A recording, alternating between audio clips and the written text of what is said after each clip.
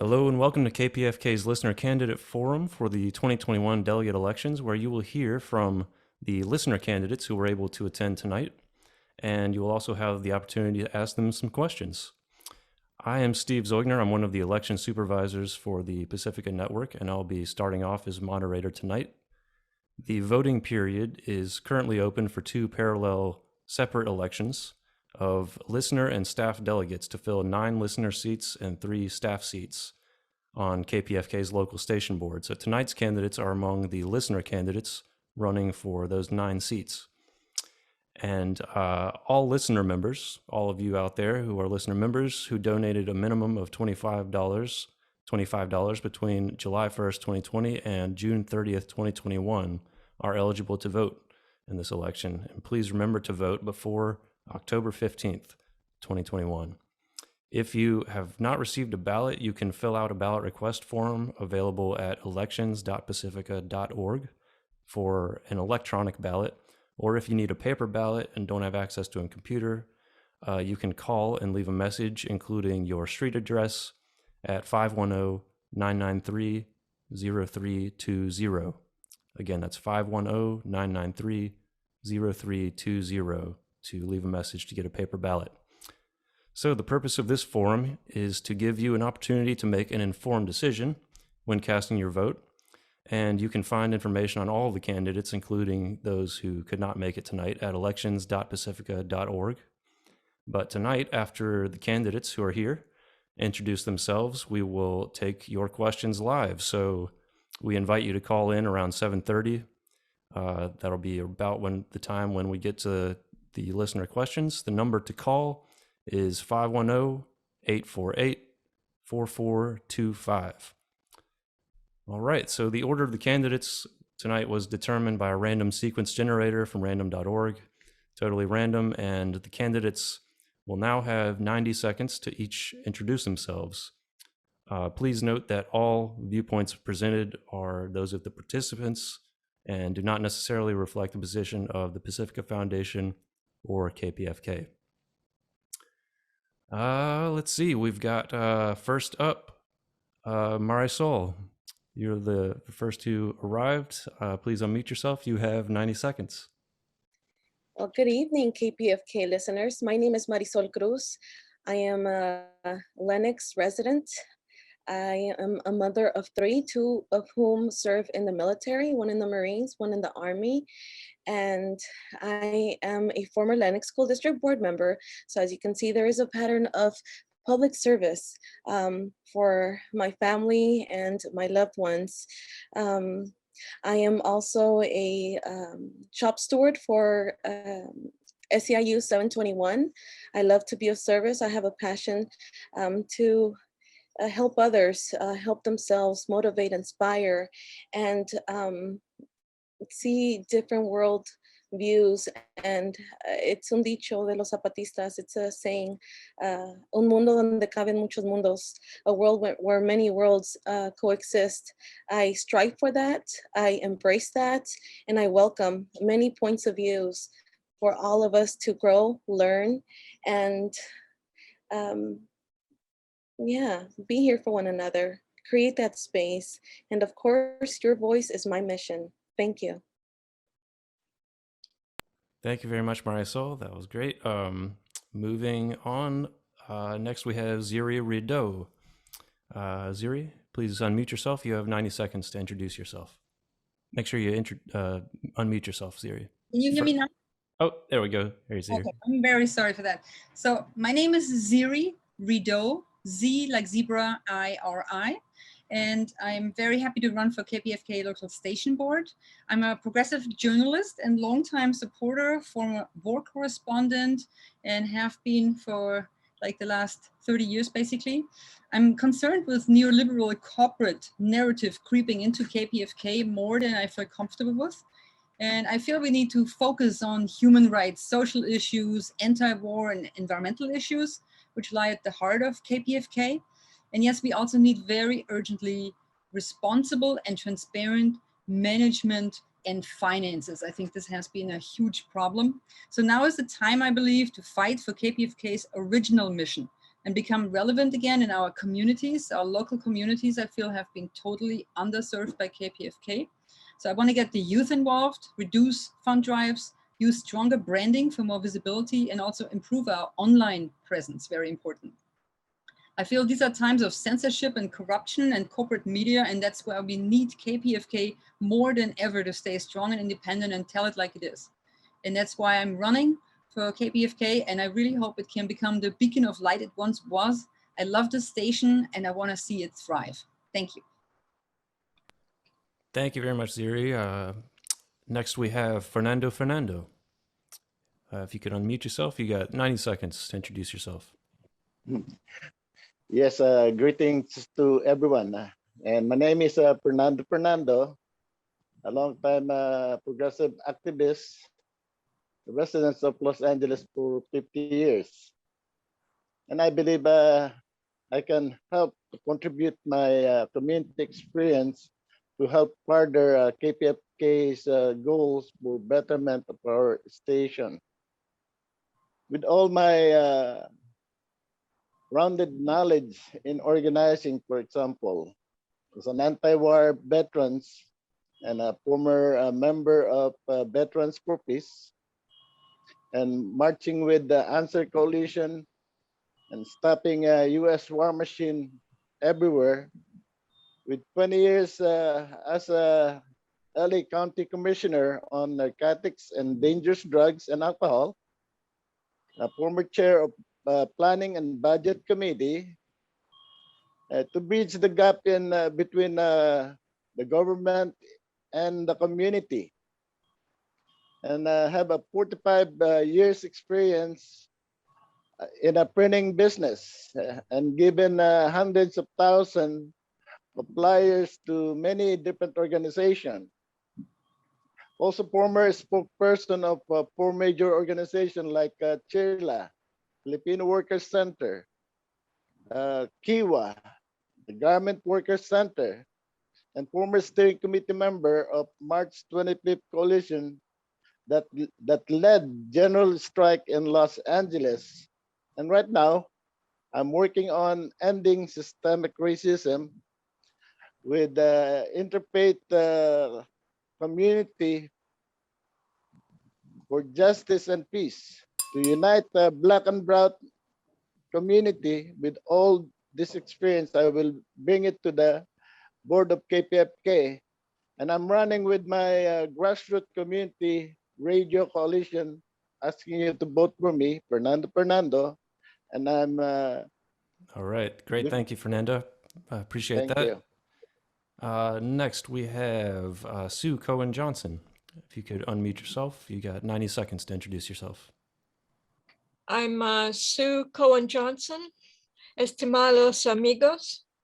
I have been a LA resident for almost 50 years, and I have been a member of KPFK for almost that many years, and I was the membership director of KPFK for 11 years, and I worked in the membership department for 19 years and worked with their systems and how to make money, and I kept track of what shows made money in the phone room. I managed the phone room for many years, and I talked directly to the listeners and heard what their concerns were.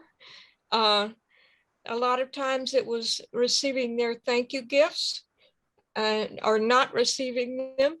And we have to practice we have to keep our promises, and we have to pay our vendors so that we can receive the tchotchkes, little things that and we should always say thank you gifts instead of premiums, because they're not buying some gift with their money. They're paying for KPFK and their favorite shows to stay on the air.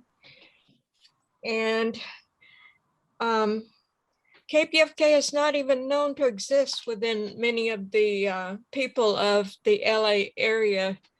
And marketing is one of my skills, and I need to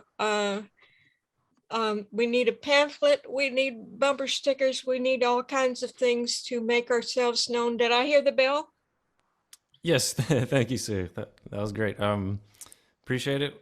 Next up, we've got Michael Heiss. You've got 90 seconds, Michael. Thank you, and good evening, everyone. My name is indeed Michael Heiss.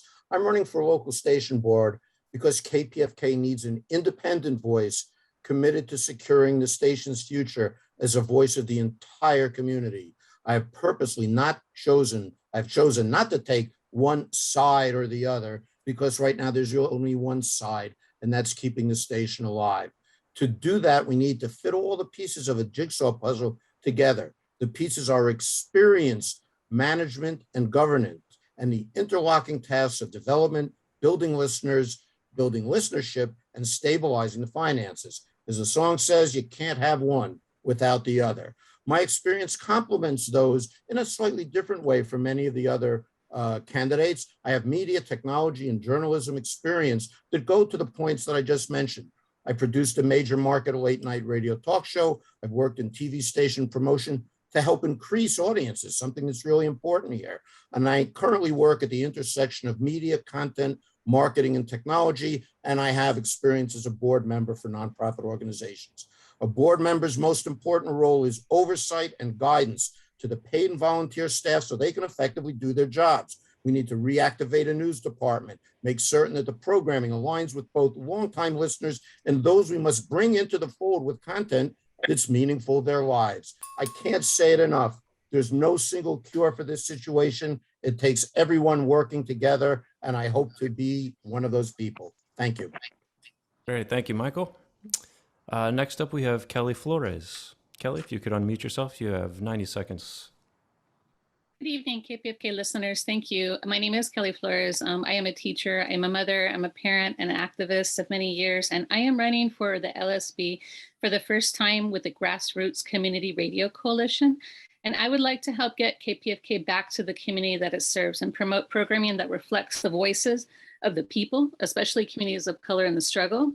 And I want to promote culturally relevant and responsive liberatory and global perspectives that address the issues that our communities face. We need better education and more creative space on air to bring our listeners back and to keep us engaged and connected. That is what public radio is for, one that is truly run by the people and for the people, and one that brings in the most marginalized and oppressed in our communities, one that lifts up their voices and the beautiful music and poetry and art that is being created. KPFK should be the station that holds space and unites us. To me, the station has been a lifeline for decades. I began listening to the Spanish language programming on air in the early 90s, and I would have to drive to certain spots in San Diego where I was living to be able to hear and get the signal to listen to it. And then when I moved to Los Angeles in 97, that was what guided me through the different struggles in the community. And I believe that we need to get back to really servicing the working class and Black and Indigenous people of colors in our neighborhoods and hearing about the struggles locally that are happening. And I think that will help to improve the quality of the radio, because over the past several years, the content and quality of the programming has taken a little dive. It's not the same, and I want the KPFK that I knew and loved back then. And for that to happen, the programming has got to be addressed. So I want to hear from the folks creating mutual aid around the city, the struggles of the houseless fighting for dignity. Thank you. Thank you very much, Kelly. Next up, we have Michael Novick. Michael, if you could unmute yourself, you have 90 seconds. Hi, glad to speak with KPFK listeners. I hope you're all doing well this evening. I am Michael Novick. I'm currently an elected listener delegate to the local station board and serving as the chair of the LSB. I'm running for re-election with the Grassroots Community Radio Coalition. You can learn more about our slate, and you're hearing from some of the candidates tonight, by going to gcrc-socal.org, gcrc-socal.org. And the Grassroots Radio Coalition is committed to trying to restore community radio to KPFK, and in that way to rebuild the station and its audience. KPFK once had over 40,000 listener sponsors, and now there are only about 10,000 of you remaining. That's a very, very bad sign that the station has abandoned the community and its audience in some ways. And we think that by restoring that sense of mission-driven programming and providing voice and a platform to people who are helping to shape the future of Los Angeles, we can rebuild KPFK's listenership, rebuild its impact and financial support base by giving direct voice to Southern California's diverse communities and to a new generation that's struggling for racial, economic, and environmental justice, peace, and freedom of speech and cultural expression. So we're trying to restore KPFK's local evening newscast by recruiting people from community organizations who are covering the police, covering housing, covering education and labor. We want to try to do promotion. If we had a labor show again, we could organize and advertise in the labor press. Thanks. Thank you, Michael. Appreciate it. Next up, we have Ralph Hawkins. Ralph, if you could unmute yourself, you got 90 seconds to introduce yourself. Greetings to our Pacifica family from Riverside County. My name is Ralph Hawkins, and I'm running with the Good Governance Coalition. KPFK is at a crossroads, and we need to increase our membership and bring fiscal solvency back to the station. We have many wonderful programmers, but I feel our duty is to reach out to our audience and community organizations and try to recruit the next generation of broadcasters that are willing to develop programs around the mission statement of peace and social justice. I'm a recent retiree from the state of California. I was a senior steward for SEIU 1000, where I was a bargaining rep. And I have experience at 2 college stations where I was fortunate enough to serve as general manager. I think a lot of our problems have to do with coordinating the general manager with the board and addressing the real nuts and bolts issues that are facing us today. All right. Thank you, Ralph. Thank you. Absolutely. And last but not least, we have Janine Rohn. Janine, you could unmute yourself. You got 90 seconds. Hi, thank you. I'm Janine Rohn. I'm a current member of KPFK's local station board. I was elected secretary 18 months ago. It was a huge learning curve. I'm a community advocate, and I also work as an independent film producer and a union production manager. Being secretary has brought so many of my skills together: finance and budgeting, programming, and content. I then became board member earlier this year. I dove headfirst into work in the finance committee and the governance committee, and on the national level, the audit committee and bylaws revisions task force. So I'm dedicated to doing the hard work to grow the station back to what we know is its full potential. I also have been immersed in the politics of the new bylaws referendum election. The New Day Pacifica bylaws referendum aimed to minimize your representation at the station. It failed. To listeners that believe we need a change in our governance structure, picture the same with our US Congress. Would you eliminate your congressmen so things ran more smoothly and just keep your senators? Would that be representative of your community? I think we know the answer is no. I serve on the PNB Elections Committee. Even this election, in all transparencies, has encountered resistance to even airing these forums and candidate statements prior to the ballots going out. We need to have strong representation on the board. I'm Janine Rohn, part of the Grassroots Coalition, and I have my sleeves rolled up. Thank you. All right. Thank you, Janine. So those are the candidates who were able to make it here tonight. Thank you, everybody. We will now move on to listener questions. So the number to call is 510-848-4425. Are you sure about that number? Because that's KPFA.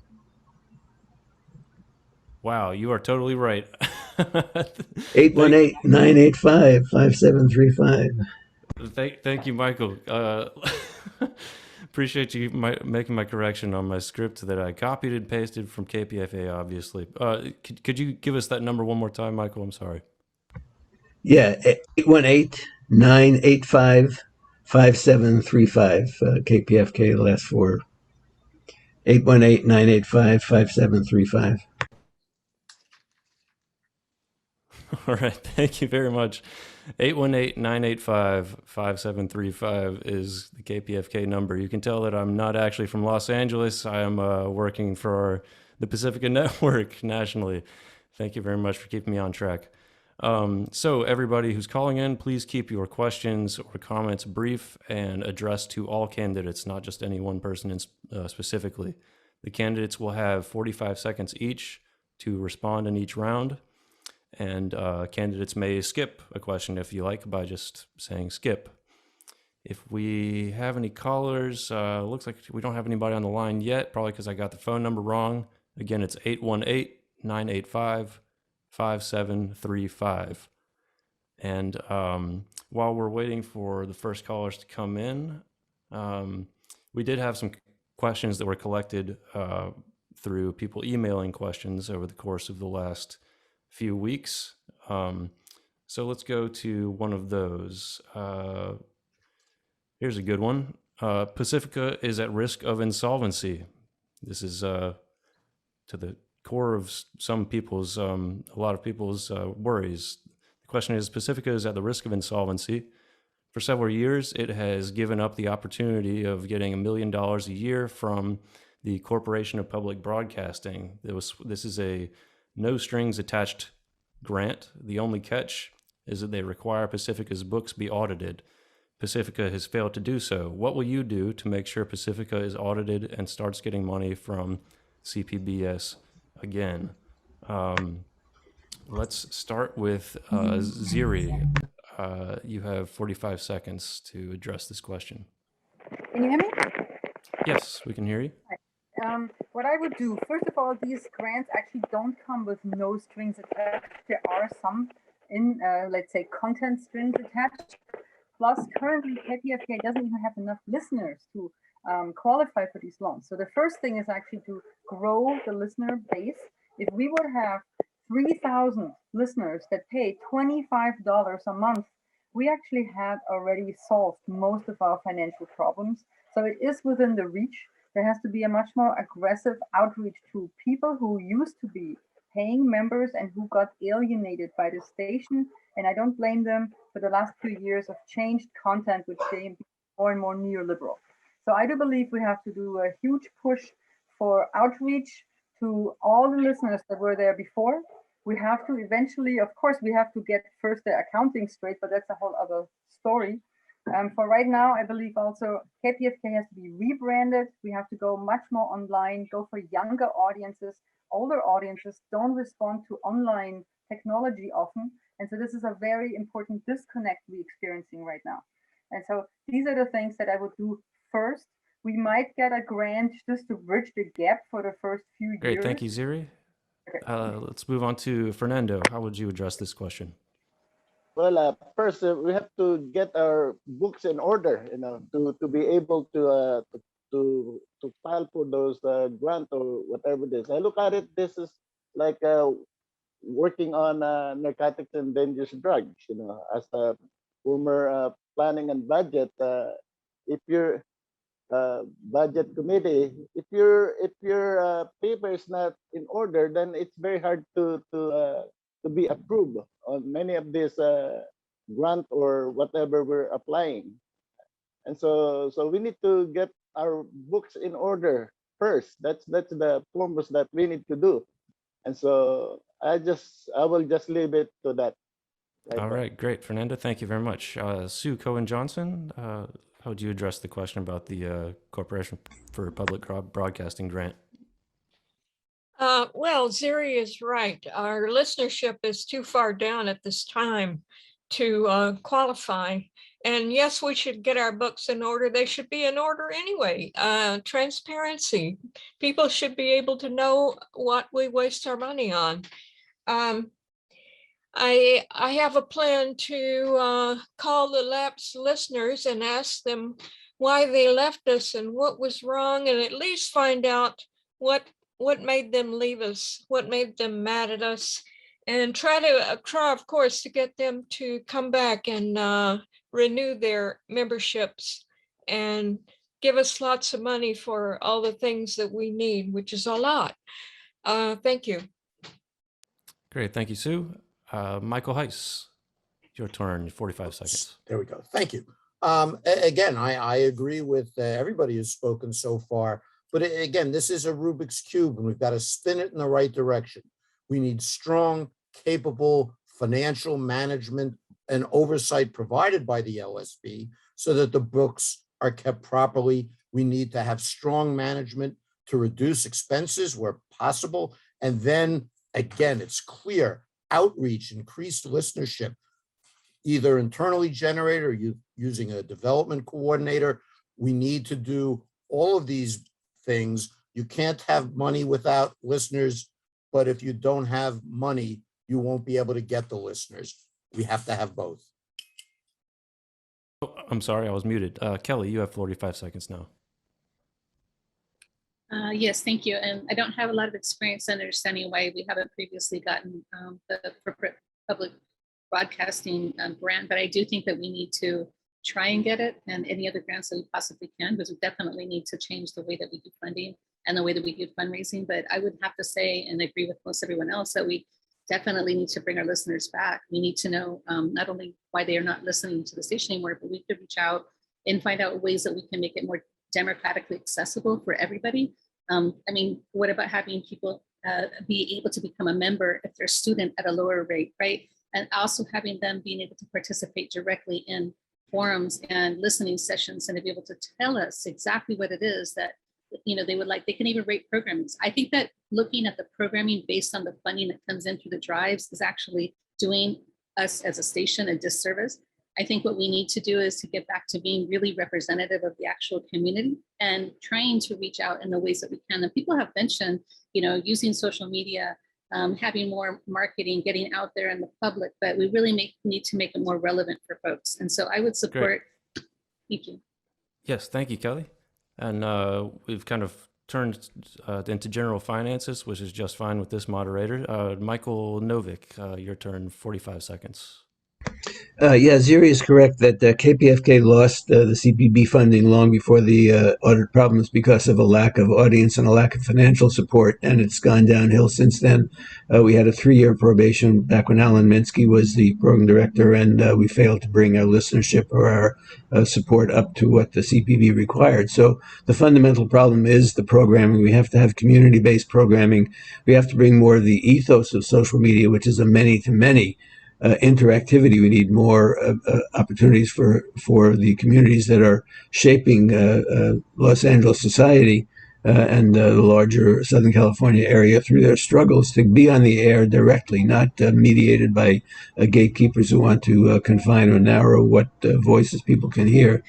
And I think if we did that, it would rebuild the membership. We just did create a strategic planning process based on a motion I brought to the local station board with the management, the paid and unpaid staff, and governance, and have come up with some policies to try to develop finances, not through constant on-air fund drives that have driven listeners away, but through things like monetizing the content from the Pacifica radio archives, developing podcasting and webinars that will attract listeners. Thank you. Great. Thank you, Michael. Ralph, you have 45 seconds. I very much agree with Mr. Novick and Mr. Heiss on their ideas. I think that we've suffered maybe some burnout in the audience from the constant pledge drives, but also it's the economy in the last year or so. So we do need to explore new models. I would like to see us try what WBAI is doing now with their pledge drives, where they filter it through their programming grid, so it's not a constant hour to hour. All right, thank you, Ralph. Janine, you have 45 seconds as well. Hi, thank you. I sit on the National Audit Committee, as well as being on the Finance Committee here locally. The audit for 2020 is done. This got done at the end of June, I believe. And so we are actually poised. I know it doesn't seem that way, but we're poised to really turn a corner now. We've got that behind us. and we've got that in order. Being on the finance committee, I feel that it's a good move for us would be to start doing our bookkeeping back locally again. We have it out to a third party, and while that is good for the overall structure of Pacifica, I think it makes our managing our finances a little more difficult. So I'd like to see it be brought back. We have and maybe do it a little bit in both places. We have a new GM starting in about a week, and he is somebody, Mikel Calcata. He is somebody who has managed whole radio stations. So I feel like he's going to be able to come in and oversee KPFK very well. The GM search committee actually brought about a lot of really great ideas for fundraising as well. Thank you. Thank you very much. And Marisol, you have 45 seconds. Yeah, this is why I am running. I have experience turning a school district around towards fiscal solvency. It takes leadership. I am glad to know that there's a new GM on the rise. It really does take that know-how and consensus at the top among board members, good governance. I have over a decade working with fellow board members. And it really does take a team to come together and have an open and transparent process to set ourselves back and be able to receive, be it from organizations and of course our listeners. And yeah, I think the news that Janine just brought about, thank you so much for having the audit done and complete for us to move right forward. I think there's no issue here. If anything, we're on the rise. All right, great. Thank you, Marisol. And let's hit the phones. We have a few callers here. First, Andrew from Inland Empire. Are you there? Sorry to keep you on the line so long. Yes, can you hear me? Yes, sir. Go ahead with your question.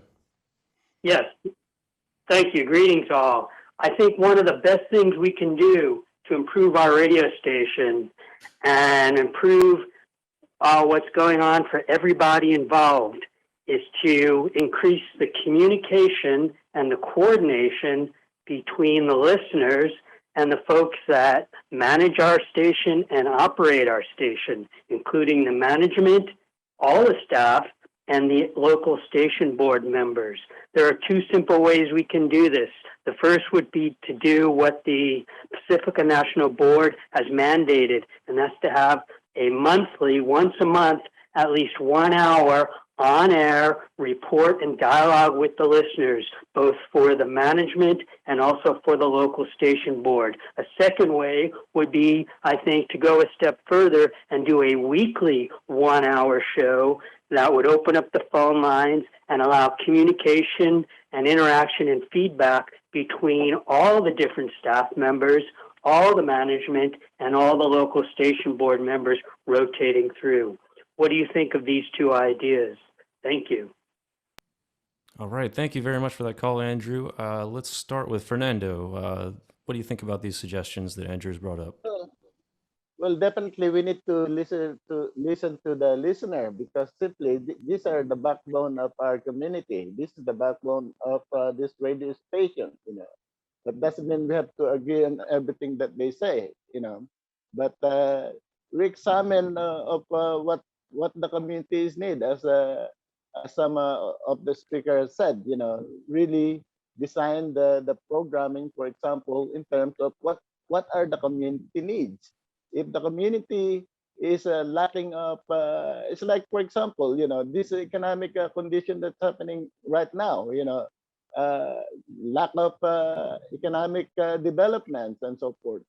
There's so many wars going on, and we don't have enough money to fund those. So we have to interconnect many of these issues, so we can be solvent and we can survive as well, like everybody else. All right. Thank you, Fernando. Appreciate it.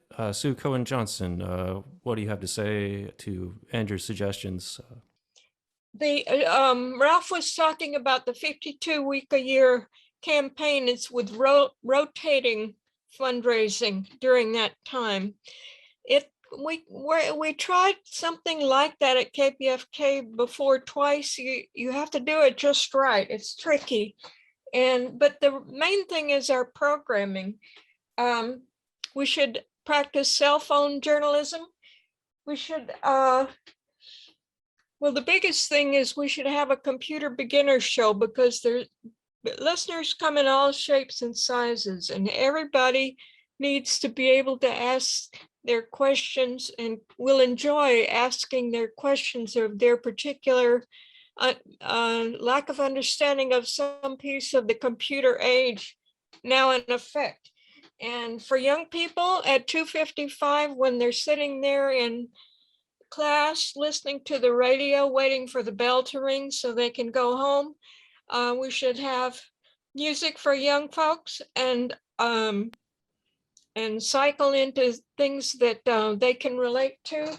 All right. Thank you, Sue. Appreciate it. Let's go move on to Michael Heiss. Michael, if you could unmute yourself real quick. You live by technology, die by technology. Sorry about that. I want to expand on what Andrew said. We need to improve and increase our outreach to the listeners. We live in a social media world. We need to reach out to the listeners via social media and email blasts where appropriate. We need to have more call-in programming so that the station, and by extension, the management and the LSB, can listen to what the listeners are thinking so that we can respond to it properly. Without that, you're talking to a wall. We need to break down the wall, demolish the silos, hear what the listeners are saying, and find the right way to give them the needs that they want so that we become a viable and indispensable member of the community. Thank you very much, Michael. Kelly, you have 45 seconds. Thank you, Andrew, for the question. I think it would bring about more transparency if people could actually just hear a report back that's what's happening at the station and have access to the staff and general managers, like you said, on a routine basis. I think that would be a way to kind of break up the programming and show people what goes on behind the scenes. And I think we could plug in something that would be really relevant and viable for the youth, by saying, the next half hour, we'd like to hear from, young people, what's going on in your communities and what would you like to hear more from? I think we need to hear people's voices, and we need to have that dialogue to build up a real sense of a community radio. Thank you. Thank you very much, Kelly. Michael Novick, what do you have to say to this, to these suggestions? Yeah, we have finally gotten a local station board report and dialogue with the listeners on the air. We had, sorry, somebody echoing. We got a local station board report to the listener in July and again in August, and we'll be continuing in September. But I agree with Andrews. I had a proposal that the last time I was on the board to have a weekly report, once from the GM, once from the program director, once from the local station board, once from the Pacifica National Board directors. But I think the key is to have that spirit of communication, which is a two-way street through all the programming. I agree we need more call-in shows. And we need to have that, as again, that ethos of social media, which is interactivity. It's many to many. Somebody's echoing. They need to mute. I don't know why that's. Thank you, Michael. Sorry about that. I'm not sure if there was some sort of an echo. Let's get that fixed. We've got Ralph up next. You have 45 seconds. I agree with the caller's suggestions, and these things have been talked about recently at the LSB meetings.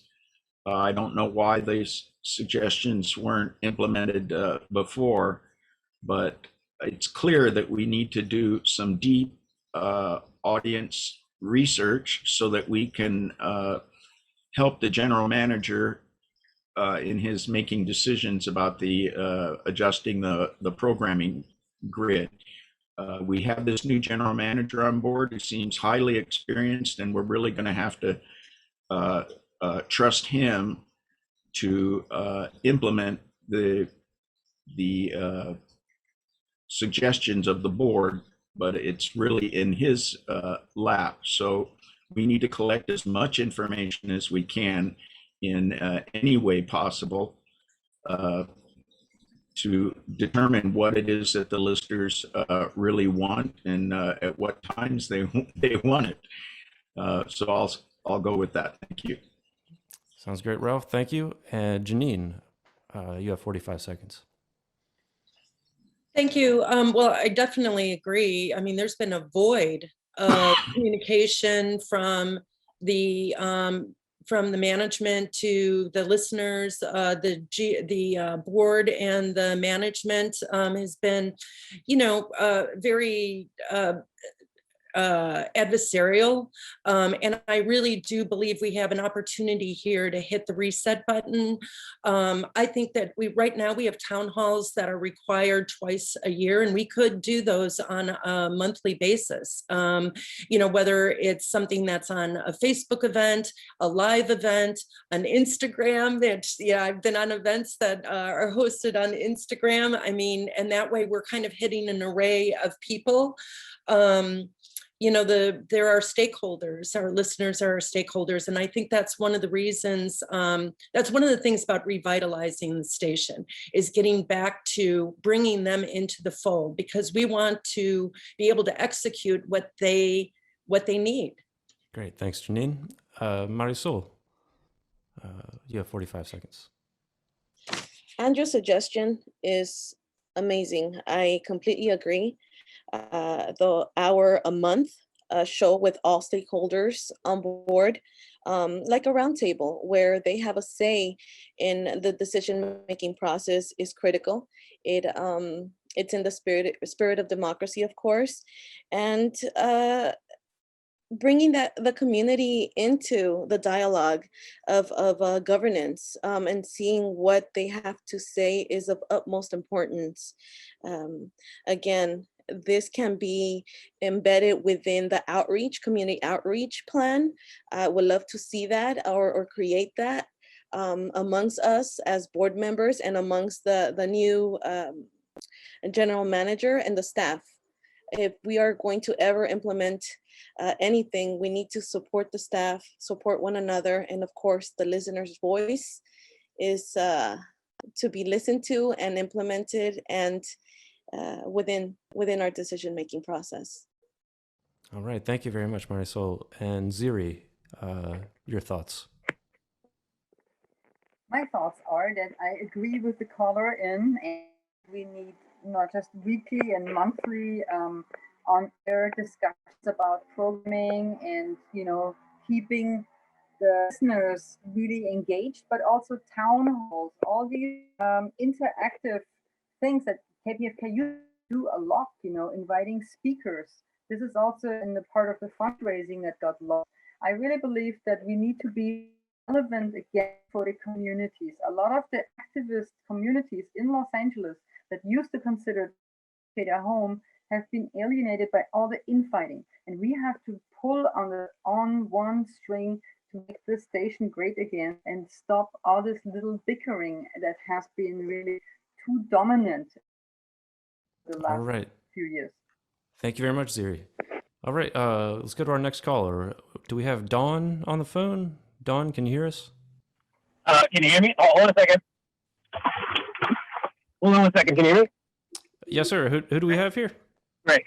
Okay, wonderful. So I have a quick question, a commenting question. As a 16-year KPFK listener and supporter, I love the fact that there's a variety of shows because though I do not agree with everyone's opinion, I support the fact that they have their right on a show to say it. However, I have not watched the KPFK news section for a solid year and a half because, as one person correctly, I think, pointed out, the news seems to have been not just tinged, but dominated by a neoliberal scene to the point where, to me, it's no different from NPR, not public radio, CNN, ABC, or CBS. I'd like to know if any of you wanted my support back, people like me, what would you do to bring true ethical journalism back to the news rather than this following the government narrative?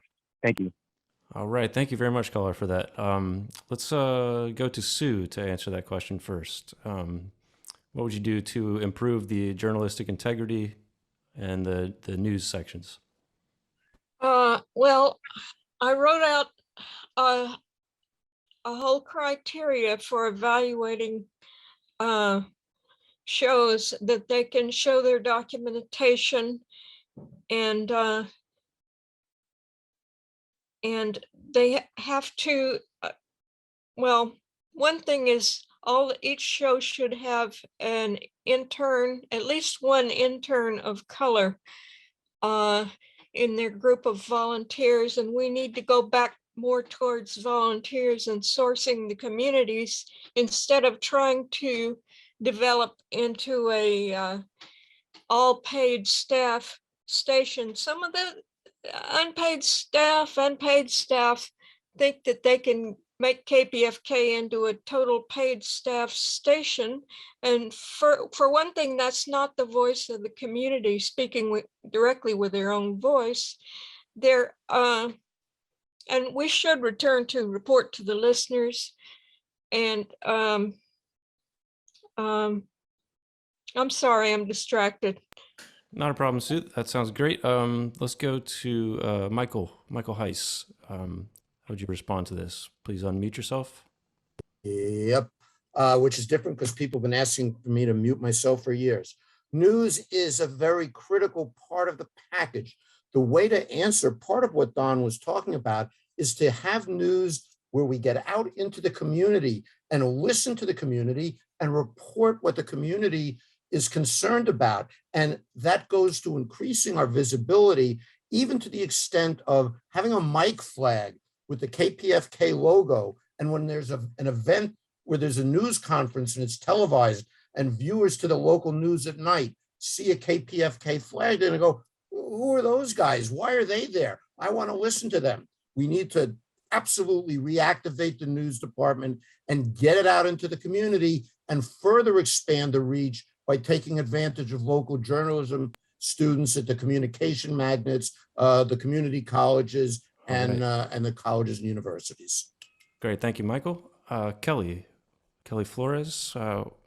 Yeah, I'm going to say thank you to the listener and whoever that was. Like, you know, we do want you back, and I want to hear people like Ernesto Arce, and I want news back. Like, beyond like Democracy Now, we need more programming that tells us what is really actually happening in the world around us, and that not this little stuff that we can get on KPCC and other news stations. We really need to be able to have that voice. That's exactly what we're missing. That's exactly what the Grassroots Community Coalition is trying to say about the programming. And we need to have it throughout the day, right? You can't just, in the afternoon, just hear all this new ageism and all this stuff that's fluff. Like, we really need to be able to have critical news that's coming through on a regular basis and throughout the day. So I would just say that absolutely is one of the things that in our coalition is a priority. Great, thank you, Kelly. Michael Novick, what was your response? Yes, I went to the general manager here last year.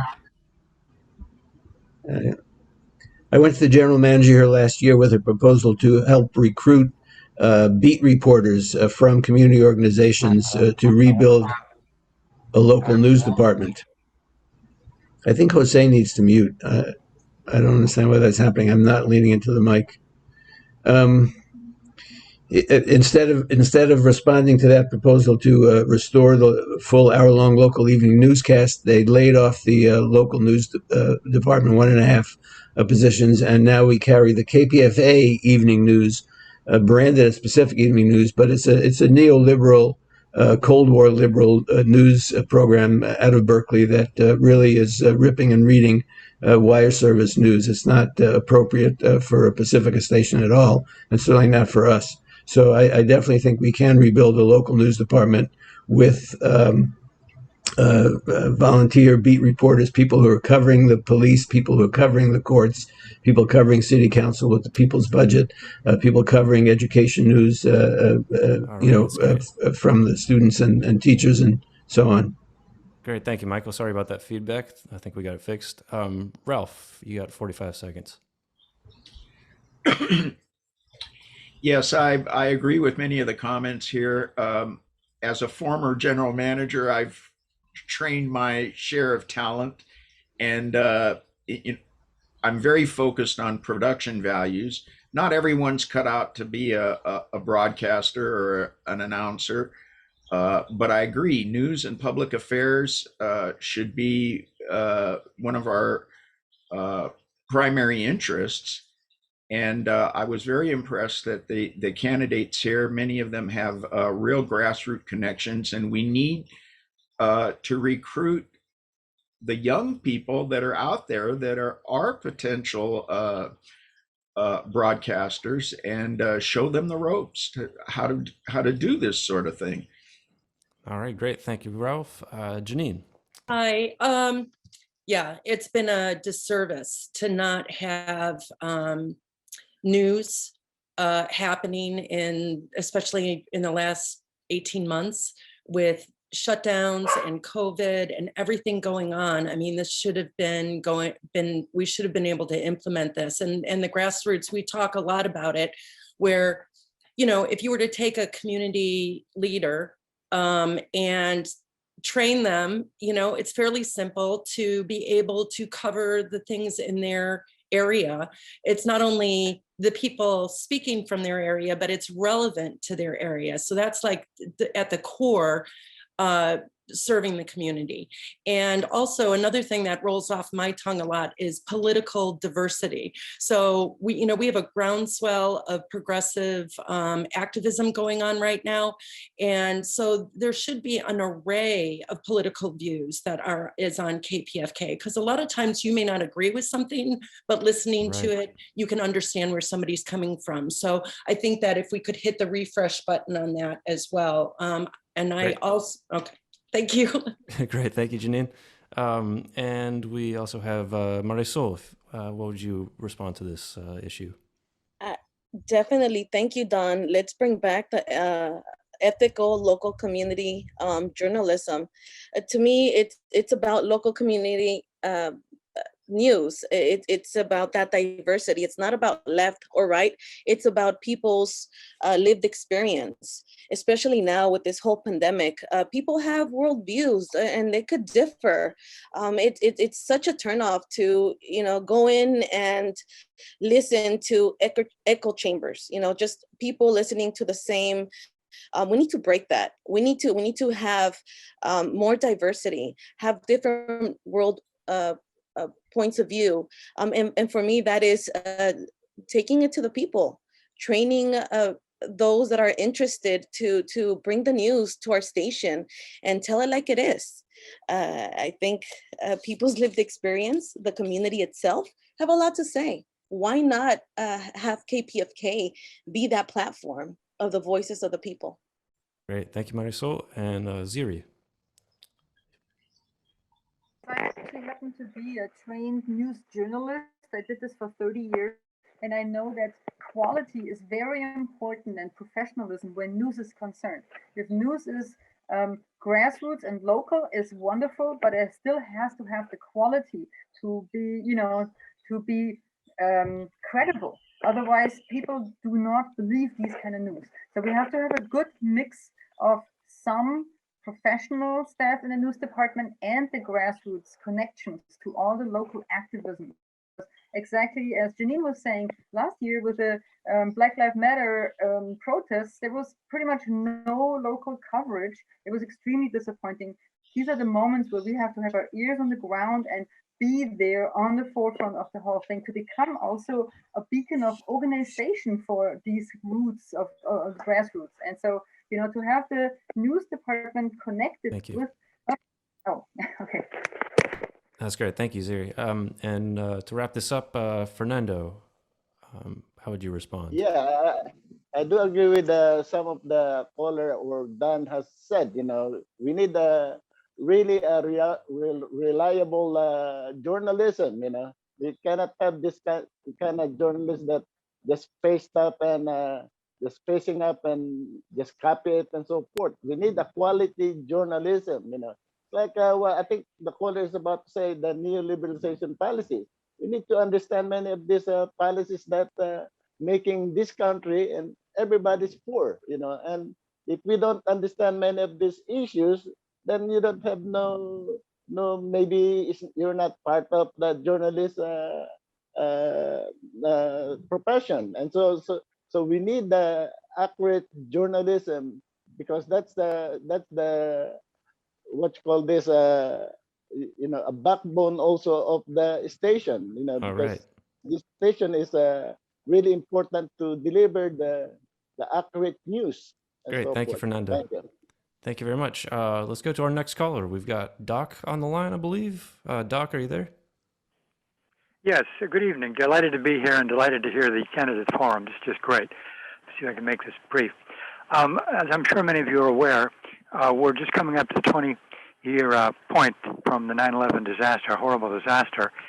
And I'm wondering what you folks, candidates, would do in terms of getting our program to be a little more relevant at times. Related to the 9/11 disaster, I'm listening on PBS and History Channel and even on doing some of our programs.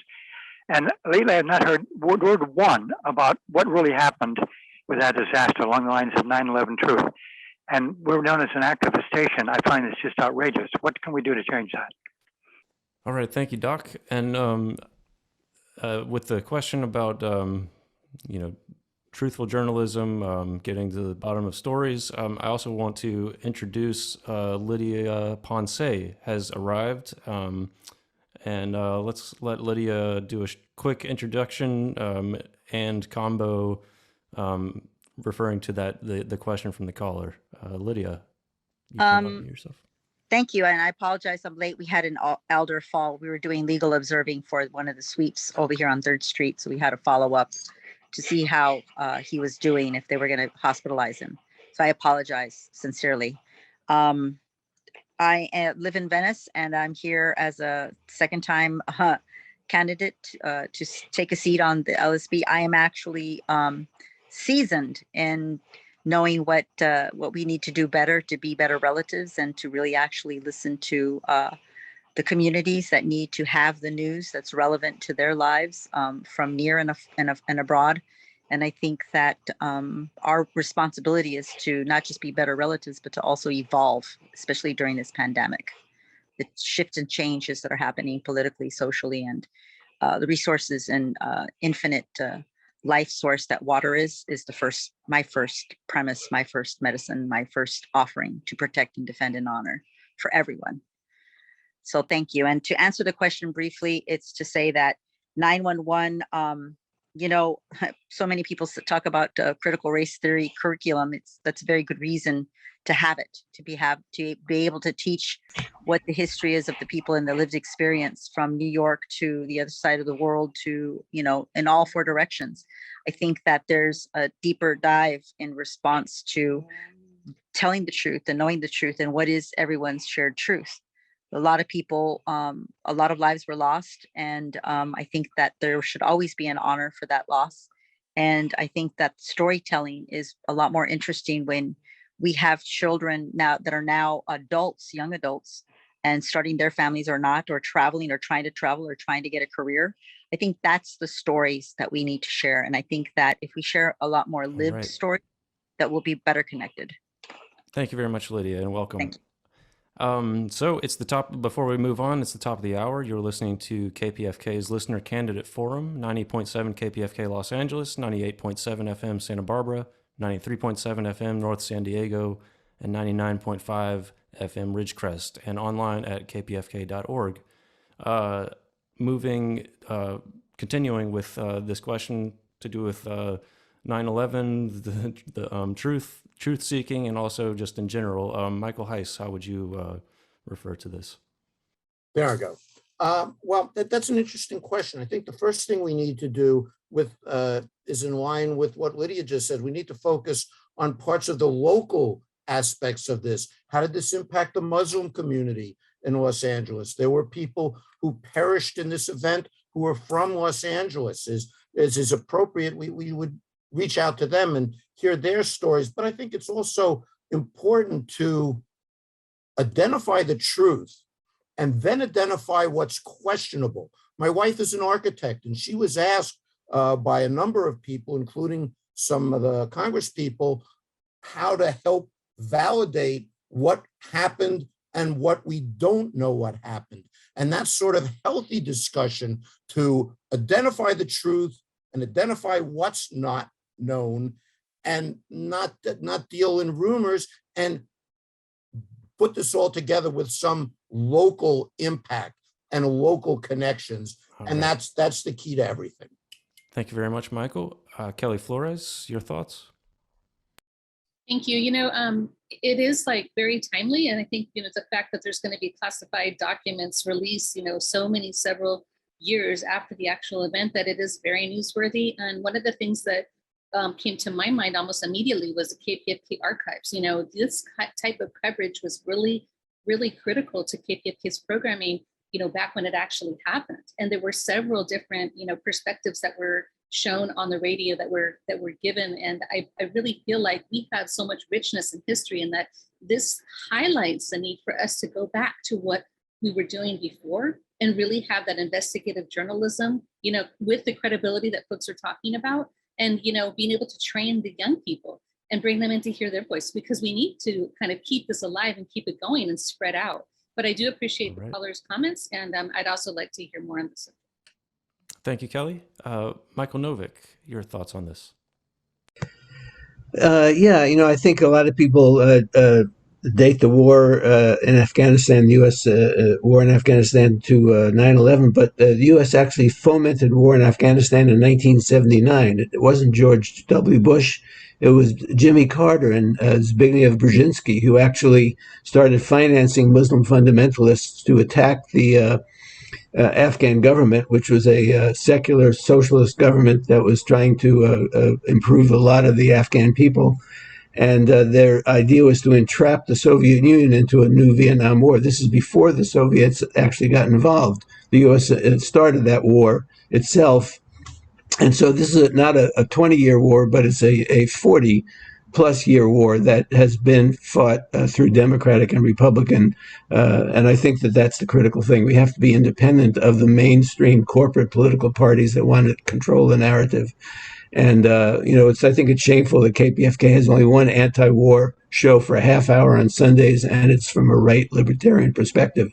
There's an anti-imperialist perspective that's being frozen out of the airwaves because the United States, the longest war is not the Afghan war, it's the war on the indigenous people of this land that created an empire in the first place. So I think that those are the truths that need to be told on KPFK. Thank you. Thank you for that, Michael. Ralph, how would you respond? Well, it's pretty hard to top what he just said. Thank you, Michael. I agree. We need to, the establishment is rewriting history even as we speak. And I think what makes good programming are personal stories that are framed by looking back to the history of how we got to where we are.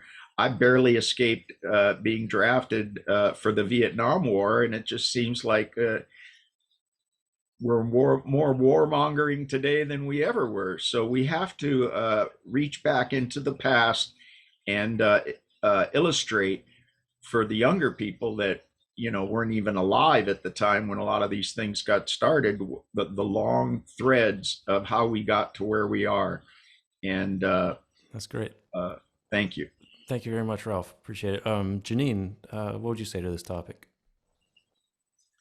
Well, I'd like to comment on it, in a broader view of just, our mission statement to educate. And educate isn't really telling people what they should think, right? It's about presenting different things and letting people come to their own conclusions. And so recently I heard a forum about when there's supposedly any kind of misinformation, that there's a third of the population that believes it, there's a third of the population that speaks up, and then there's a third of the population that is too afraid to say that they think something's not right.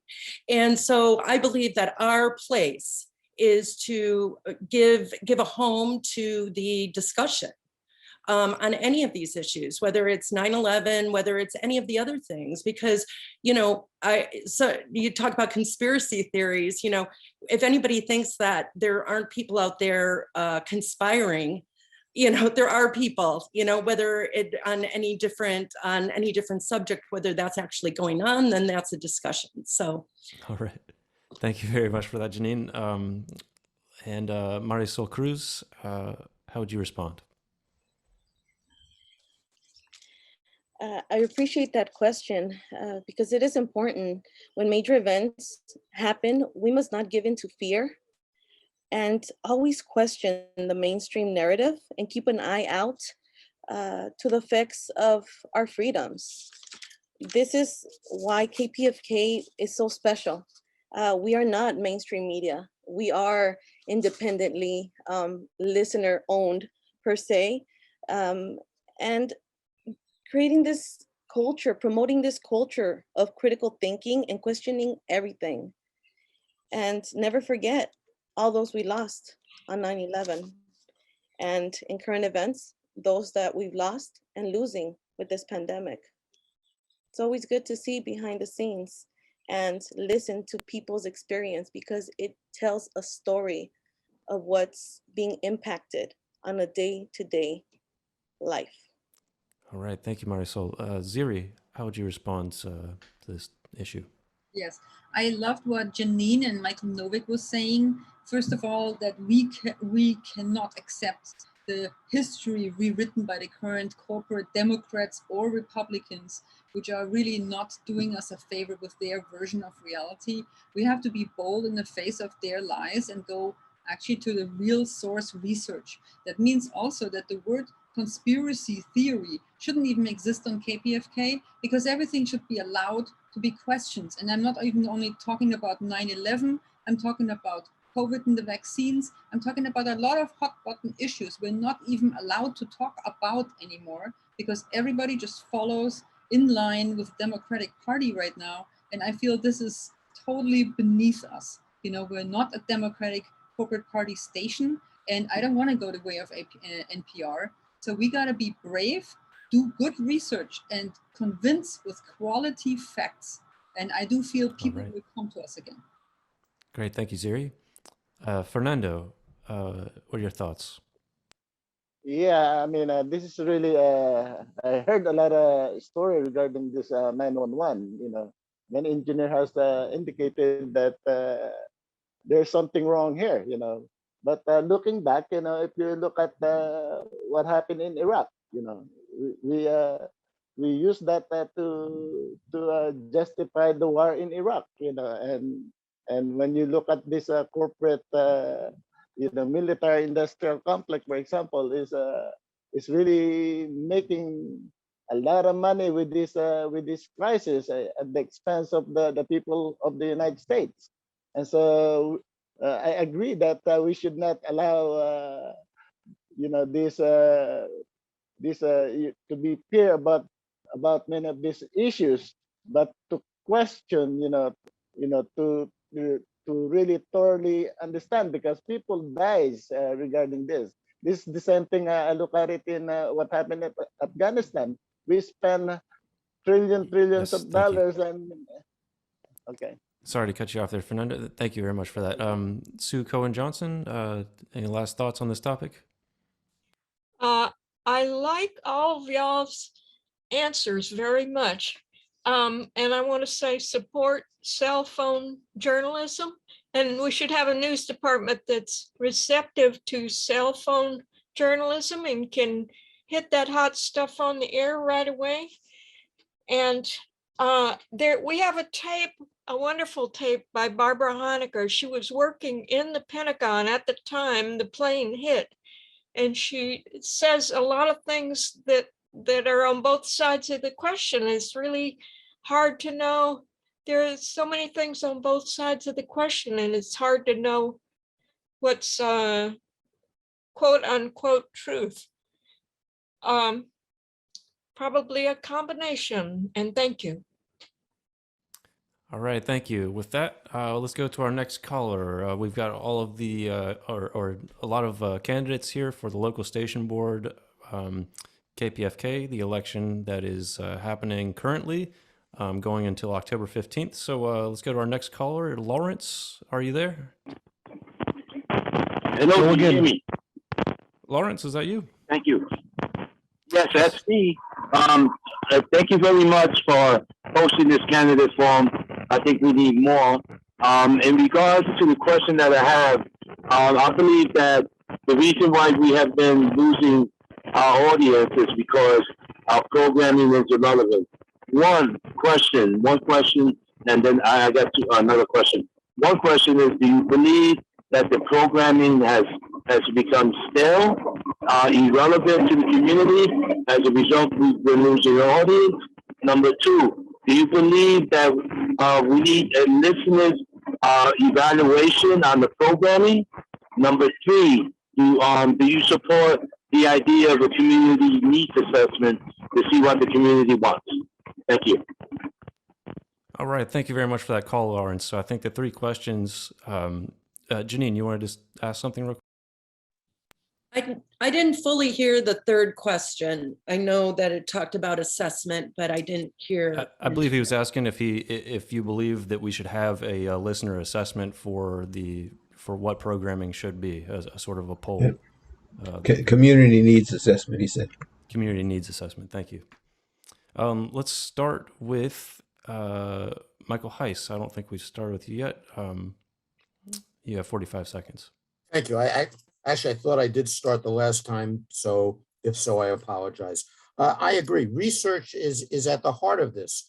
We need to know who is listening, and we need to know who isn't listening and why they're not listening. Yes, everything does age, and that's why we need to do some programming assessment. But we also need not only formal research. This goes to this. It's almost a repetitive comment here. We need to get out into the community, so you're not just filling out a form. If we have a news department or news people who are out in the community speaking and interacting with the various communities in this area, we'll get a much better feeling of what they want. And then from that, figure out how we can more properly meet the needs of the community. I'll say it again, you can't have listener support without listeners. You can't have money without listeners. We need both. Thank you very much, Michael. Kelly Flores, you have 45 seconds. Thank you. And I agree with you, Michael, 100%. I think that we really need to be in the community. That's something that I enjoyed. Like I said, over the past couple of decades, listening to KPFK, I would see KPFK at major events. I would see KPFK at local events, and they would have, tables, and they would give out stickers, and they would sign people up to be listeners. They would program right there. They would cover the news, and they would also have, whatever it was that was currently relevant. I mean, the archives were out there. They would I think questionnaires were happening. I think that's what we need to do, is just like be in the community, do those community needs assessments that Lawrence is talking about, have our listeners do that kind of questioning about the current listeners and what they want to see, but also what happened to our past listeners, and how do we develop a new listener base and retain the listenership, right? And bring more democracy to the decision-making process that happens inside the station. But I think the question of relevancy is really at the core. I mean, that's why I stopped listening to the station during several parts of the day. And I do listen to KPCC because the programming has gotten better. And they have put people's stories out there. When the bombing of Palestine happened, I heard Voices for Peace speaking on that radio station. I heard Palestinian women talking about their children. We need to be like that. We need to get back to better programming. And I do think we need to involve the community. Thank you, Kelly. Michael Novick. Yeah, I would answer yes to all three questions. I think that one of the ways that our programming has gone stale is that we have too many people who think they're gatekeepers, and we have a kind of cookie cutter format in a lot of the public affairs programming with 3 or 4 guests in an hour. You can't get in depth. I think that we need more. We used to have more collectively produced and co-hosted shows. We need more of that, so there's an inbuilt dialogue right in the show and more of a sense of discussion with the listeners, so the people are not talking just to each other, but to the audience and hearing from the audience. We are trying to revive the Community Advisory Board to do a community needs assessment. I had a motion before the local station board that each show needs to be evaluated each year with a 4-part process: self-evaluation, by the programmers and producers, peer evaluation by the other production staff and programmers giving advice on good practices, listener evaluation, and through different methods, and then the management also would sound in from a program director. And I think that that's essential, that all those parts of it have to take place. I think that in terms of listener feedback, we need to have more listener voices on the air all the time. Thank you very much, Michael. Ralph Hawkins, you have 45 seconds. Again, I'm following Michael, and I couldn't agree more. It's very well said. I definitely think that it's the responsibility of the board to spearhead the outreach that's necessary. There's, different ways to research our audience, but that's what needs to be done. It doesn't seem like there's been much of anything like that happening in the recent years. But we need to serve the audience, and we can't do that without knowing what their desires are. Thank you. Thank you, Ralph. Janine Rohn, your comments. Hi. Well, first of all, we presently do not have a program director, and Michael and I were both on the GM search committee, and we had quite a few people. Well, first of all, there was just an array of ideas as far as new programming and outreach ideas. And so I think when we get our GM in and there is a program director brought in, I think somebody who is light on their feet and somebody that is going to try new things. We've talked about having a kind of a pilot program where, ideas can be tried out. I don't get enough emails from KPFK inviting, they don't know I'm a board member, so I should be, as a member, invited to come to various committees to be able to have some influence. And so I do believe there was actually some questionnaires that were mailed out, I think about a year ago, and for some reason they haven't been able to be reviewed. And we just had a conversation about this a couple of weeks ago. So maybe we have to send the questionnaires out again and see what's working and what isn't. But yes, definitely more engagement. Thanks. Thank you, Janine. Next, Marisol Cruz, your thoughts on the programming and reaching out to the community. Yes, definitely relevance. I mean, that's the name of the game. If we're not touching people's lives and having an impact on their quality of life, I mean, what's the point, no? And that has a lot to do with the programming, what it is that we're delivering, what it is that's being consumed through our airwaves. What Michael mentioned a bit ago regarding the 4-tier evaluation, I think that's great. That's an awesome idea. And I would add periodic focus groups amongst our listeners. That would be very insightful to know, what do people think? What's relevant to them? And from that, it's really the lead. The people will lead us towards what works and what doesn't. And the needs assessments, well, there you have it. It just include the people. You can't go wrong to know what it is that they seek. Thank you. Thank you very much. Ziri Rideaux, you have 45 seconds. Thank you. I do believe program evaluation is very important. What I do think is important, though, is to not just make the program evaluation dependent on how much fundraising each program does, because there are some formats that lend themselves better to fundraising than others. Let's say the news. I feel news probably doesn't raise so much money, but is extremely important, even though people don't even, they might not personally connect with a host or something in this department.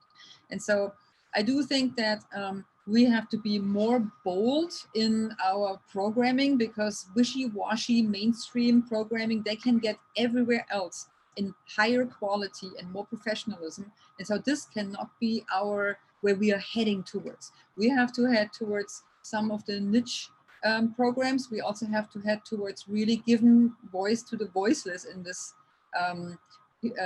populations. And you all said it already very well. Without the listeners and their opinion, this station has really no reasons to exist, because it's not for profit. It's not here to make anybody rich. So we better serve this community. Thank you very much, Ziri. Fernando Fernando, your thoughts. Yeah, I agree with that caller, Lawrence. That really need a relevant programming to the community itself. We need to have some kind of assessment, listener assessment or community assessment, because simply that's how we're going to find out if we're doing correct or wrong. And so So I do agree with Michael that that's really very important in terms of to have a more effective programming in our community and so forth. Thank you. Great, thank you, Fernando. Sue Cohen Johnson, you have 45 seconds. Thank you. That's part of my Call the Lapsed Listeners campaign to find out why they left. But our previous manager, Anya, did surveys about once a year, and that's really good marketing, and you can raise funds around that. But I never got to see the results or a discussion of the results, or to find out if the LSB or the membership department got the results, or the program director, which we don't have now. It's got to be somewhere. It's supposed to be on Constant Contact, maybe. And that's it. All right, thank you, Sue. And to wrap up this question from Lawrence is Lydia Poncé. Thank you, everyone, for the wonderful responses. And I totally agree. And I'd like to amplify that the assessment can basically be a community oversight committee, and that can change, and that can be directional in the 4 directions. So we're honoring all sides of Los Angeles or Southern California, if it were. And my puppies agree. And my as far as relevancy, I think that if we look to programming from the past and honor that, and look to the present and how we share that. Look to the younger folk, and that's when we bring them in from high school as interns or college as interns, then we'll have a lot more relevant programming through their eyes and through their experience. And look to the present. We're not sharing resources. We're not having as many call-ins, and I don't know why that is. But anyway, so, hearing more from the community, because we're supposed to be community-based and authentic, our authentic selves. We're just a mirror reflection of a lot of division that's happening in our communities near and far. Thank you. All right, thank you, Lydia. For the radio listeners, Lydia has a black lab. All right, let's move on to the next caller. It looks like we have Paulina on the line. Paulina, are you there? Yes. Thank you for taking my call. Thank you for organizing this important debate for the local station board. Very recently, a project called New Day Pacifica was defeated throughout the Pacifica network, with the majority of listeners and staff at 2 of the Pacifica stations voting no on that proposal, and listeners like those listening to us, over 50% voted yes. They wanted to eliminate the local station board in their oversight capacity. One of the most important roles of the local station board that you're running for is to evaluate the general manager. That's the and recommend retaining them or recommend improvement, etc. in the recommendational capacity only. I would like for you all to comment on your role as the future evaluators of our general manager and what the criteria would be for you. Thank you. Thank you, Paulina, for that important question. Kelly, let's start with Kelly Flores. Hi, Paulina. Thank you for asking that question. You're a longtime KPFK worker, staff, etc. And so I appreciate you for what you do. And I am totally new. I've been a listener. I've been a participant on the radio, but I'm actually new to running for this board. I do, however, have experience being on different boards. I've been on a board for, the most recent experience was with the UTLA Board of Directors. And I do know that we do have that oversight with regards to staff. And what I would just say from my experience is that you have a process for hiring just the same way you have a process for doing evaluations. And as being a teacher, we're evaluated almost nearly every year. And so that process really should be something that is inclusive of the people that it serves, right? So us as a board can come up with our own process, but we should get input from listeners on that process. We should also get input from staff on that process. We should also get input from the people who are doing the program. So that what I was hearing earlier, talking about having, I think Michael brought it up, is having the programs do a self-analysis as well, right? Like a self-evaluation, and then there's an evaluation of the team, and then there's evaluation by the listeners. I think we should do a similar process for the general manager. Thank you. Thank you very much, Kelly. Michael Novick, your thoughts?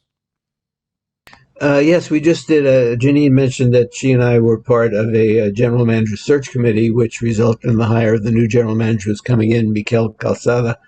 I would say that we were very gratified with the quality of a lot of the candidates. We got more than 20 applications. We interviewed about 10 of them, and we selected a pool of 5. But all of them commented on the quality of the questions that we posed to them as being very challenging and very specific to the issues facing KPFK. And the interim executive director who did make the choice also thought they were the best questions that she had seen. So I think that those same questions will be used really in the evaluation process. We put forward what the criteria and the needs of the station in a very concrete way to grow and develop, and so those will also be the criteria in which the person will be judged, is their effectiveness in actually implementing those type of things, which include community outreach, include bringing the paid and unpaid staff together in a collaborative fashion, including working with governance to maximize the efficacy of the station. All right, thank you, Michael. Ralph Hawkins, your thoughts on this subject? I'm impressed by the credentials of our new general manager.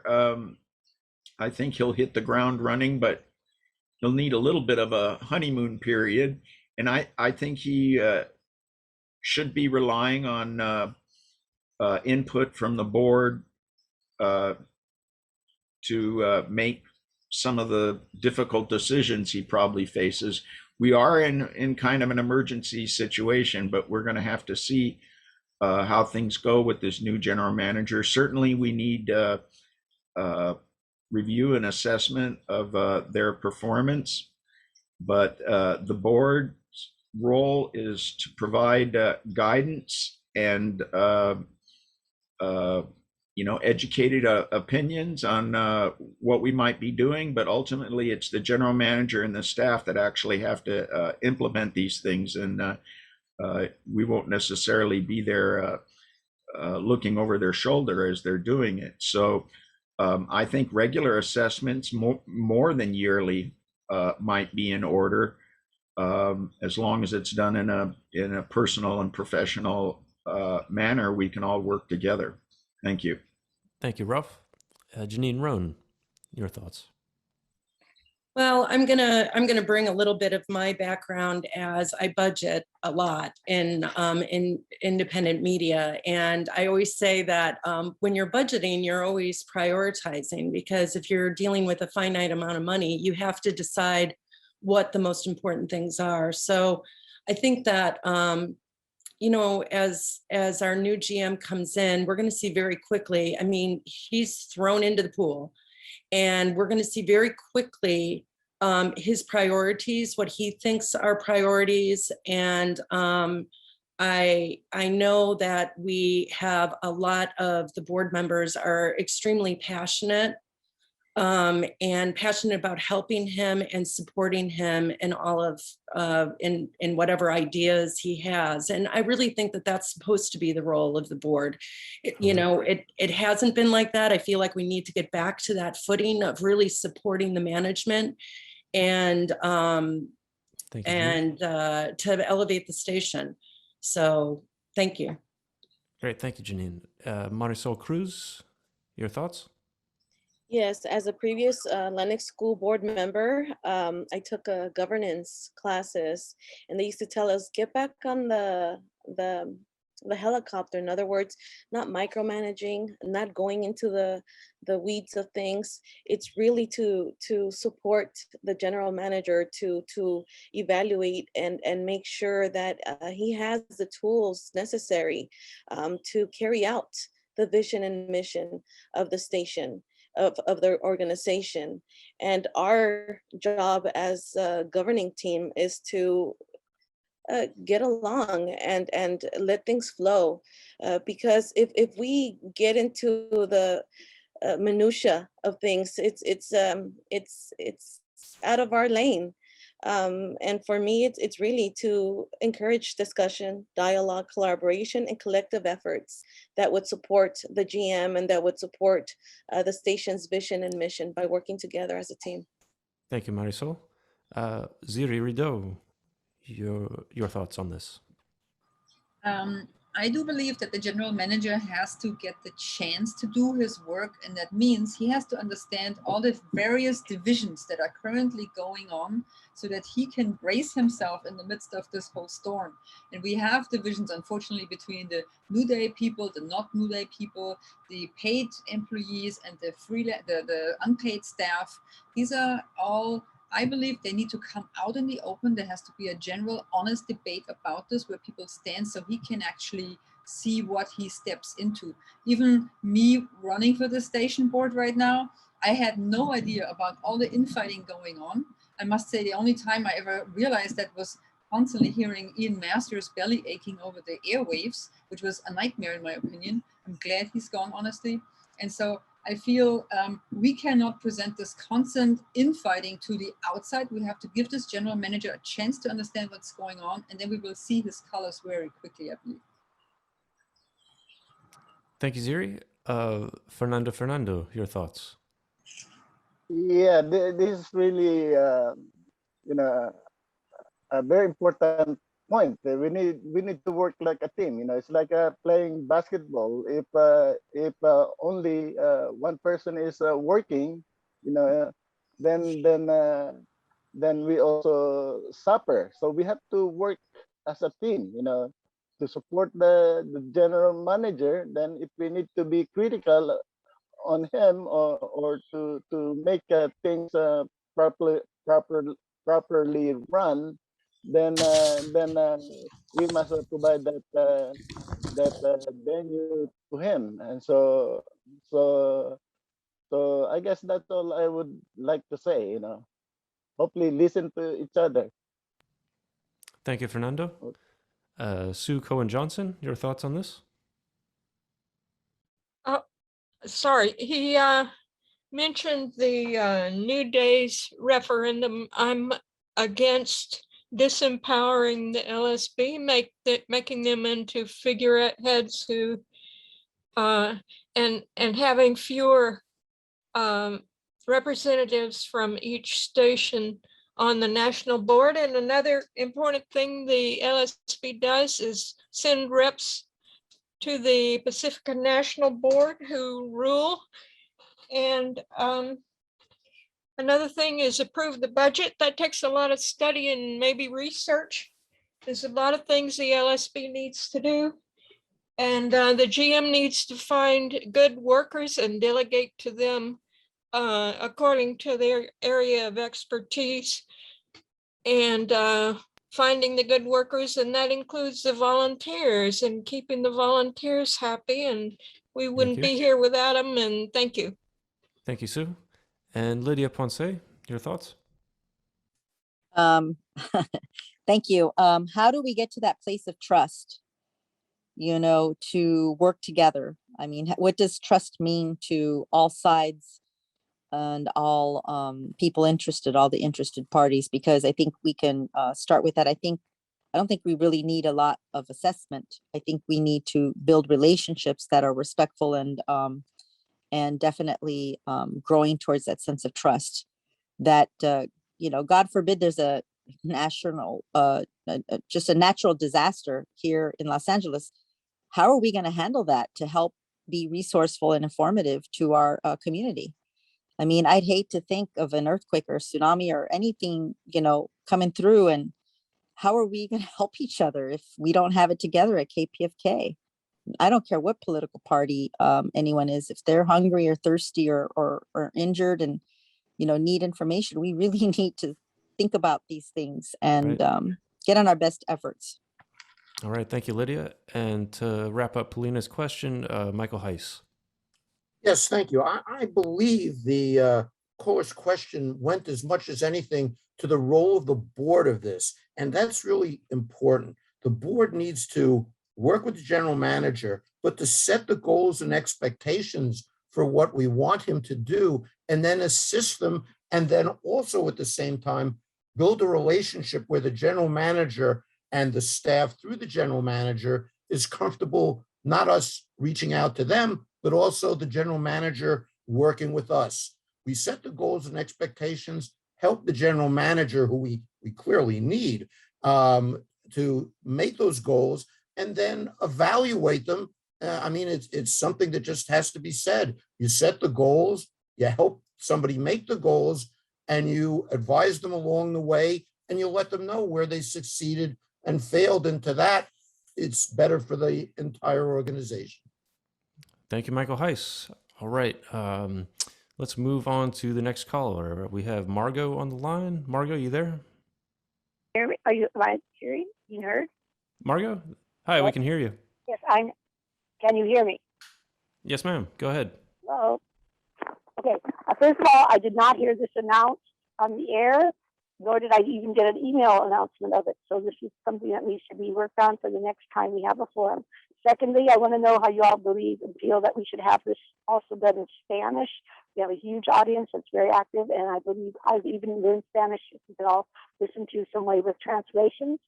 I'd like to know your opinions on that. Secondly, I also don't like the idea of just throwing out all the old programming. I want the ones that have been relegated to podcasts brought back to the air, give them a chance. I think Digital Village could help teach everybody how to use the phones and the other technology, because that's their specialty, and it's sort of not heard on the air. It's just a half an hour. I don't know. There's also the idea that we do need to have reports and not stories. I want a story. I will go to a library and get a fiction book or watch a play or listen to LA Theater Works, etc. And thirdly, I like the idea that I hear all of you saying volunteers on the committees. Volunteers are the lifeblood of the station. That people have specialties, they have different experiences, they have different groups that they reach. So I'm glad I hear some people saying that they like that. So I just mainly wanted to know about your opinion of having a Spanish language forum, and also about how you want to do with the older programming rather than just throwing them out randomly, but to actually evaluate each of them to see which ones need to be brought back and maybe refurbished a little bit. Thank you. All right. Thank you very much, Margot. And I can actually answer the first part of that. We are planning to have a Spanish language forum with full translation of the candidates if they need it. That'll happen sometime later this month. We're still planning, but probably around the 29th. But we will stay tuned for that. Michael Novick, how would you like to respond to the Margot? I want to thank actually the Spanish language broadcasters and apologize to the Spanish speaking listeners that we are eating into their time, because this hour is actually part of the Spanish language programming block. And was preempted, which often happens too often for fund drives, and it's unfortunate that happened for this Canada Forum. I heard it was the 27th, but maybe it's a different date. I do think that a lot of the Spanish language broadcasting is exemplary in terms of its community engagement. I think that they've also done fundraising off the air and community events, and I think those are lessons we can well learn from the Spanish language broadcasters, and plus the variety of different nationalities and backgrounds and diverse opinions within that block is, I think, very interesting and worthwhile for the rest of the airwaves. I think that podcasting and in general, use of social media, not just for promoting KPFK programming, but for developing and contacting people who are producing tremendously talented material right now on different platforms that need to be brought into the mix. I think that, again, we have to bring some of the ethos of social media to the broadcast operations. Broadcasting tends to be, one to many. And we have to increase the way in which it's many to many, and that there are a lot of different voices being heard. Again, I think we knew that from co-hosting, through collectively produced shows, through some of the things people mentioned, like using Instagram Live or even TikTok. There are a lot of different platforms out there. Twitch. Thank you, Michael. Thank you. Thank you very much. Ralph Hawkins, your thoughts? Increasing engagement by volunteers requires physical plants. So I think we should be exploring every alternative avenue of getting our message out, podcasting and other means. I point this out because we can all have a lot of great ideas, but the general manager isn't going to have much to work with if we can't get our fiscal stability back so that we can provide some of the tools that are necessary. There's always a need for equipment upgrades, and we really should be looking seriously to expanding into all forms of alternative media that we can then feather back into on the air programs. A really well-made podcast, you could just lift the audio right off of that and make it into an on-air program. So there's a lot of ways I think, to develop Thank you, Ralph. Interactive means, and we should pursue that. Thank you. Thank you very much. Janine Rohn. Hi. Well, yeah, the announcement of today's meeting, I'm on the elections committee. I'm the secretary for the National Elections Committee, and we are really pushing the last few weeks to get the candidate statements on air. I mean, we were even trying to get it before the balloting. So I can appreciate the frustration on behalf of the listeners too, because actually without these forums, a lot of people prefer listening to the forums beforehand. And if they don't even know these are coming up, then they don't know to wait before you can change your vote. You can actually go in and change your vote, but a lot of people don't even know that. So we've asked for carts informing the community, the listenership. So we're just going to keep pushing for those. The Spanish programming, it's critical. There's so many of our listeners where this is how they get their news, the Spanish speaking news. So we have to really protect that. And digital, yes, podcasts, promoting, it's such an untapped resource for us for promoting and also fundraising. Regarding volunteers, it's just so much of the down and dirty work gets done in the committees. It's funny with the LSB, there's 24, the station board, there's 24 members, and about half those people are showing up at all the committee meetings. You know what I mean? Getting involved, really trying to make a difference. And having the community there, they can actually see the workings of the station, they can be more involved. So again, outreach and letting people know that they can be involved in that way. Thank you very much. Marisol Cruz, your thoughts? Margot brought up a great point in regards to the Spanish language programming. I mean, that's how I started volunteering at KPFK with Fernando Velázquez, Informativo Pacifica. Early in the morning at the crack of dawn, I was there, just, getting motivated and giving back. As listeners, we want to give back. We need to create these opportunities for the people. It's social capital, and we have a lot of talent out there. It's just a matter of creating these platforms. And yes, I think an email should have went out, a text message should have went out for listeners. They have a stake in this. This is their vote. This is their voice, and they should have had a heads up that we were going to have this forum. And I'm glad to know that there's a Spanish forum coming up too. So stay tuned on that. And a suggestion that I would definitely put would be, we should have our shows available to download as podcasts instantly. It's just a matter of creating the system in place. Thank you very much. Next up, Ziri Rideaux, your thoughts? I want to answer all three questions to a certain degree. I do believe the Spanish language program is very important for the simple reason, exactly like I think Janine said before, that they get a lot of the critical news from this station. Nowhere else they can get it. And this is tapping into a very highly politicized population that turn out for demonstrations, that are out there, much more often than the Anglo-Saxon population. The second thing is about the employees. I felt that many other Pacifica stations have a much fewer employees. You know, they have maybe 15 employees, while KPFK I think has 25 or something.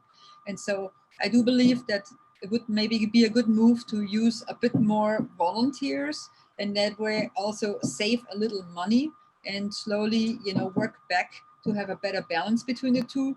And the third thing is, I totally agree that I want also podcasts. I think some of the most successful programs, for example, Jimmy Dore has a super successful podcast. He basically was kicked out and is upset about it. Thank you, Ziri. Okay. Sorry, we're running out of time, but thank you very much. Fernando, your thoughts?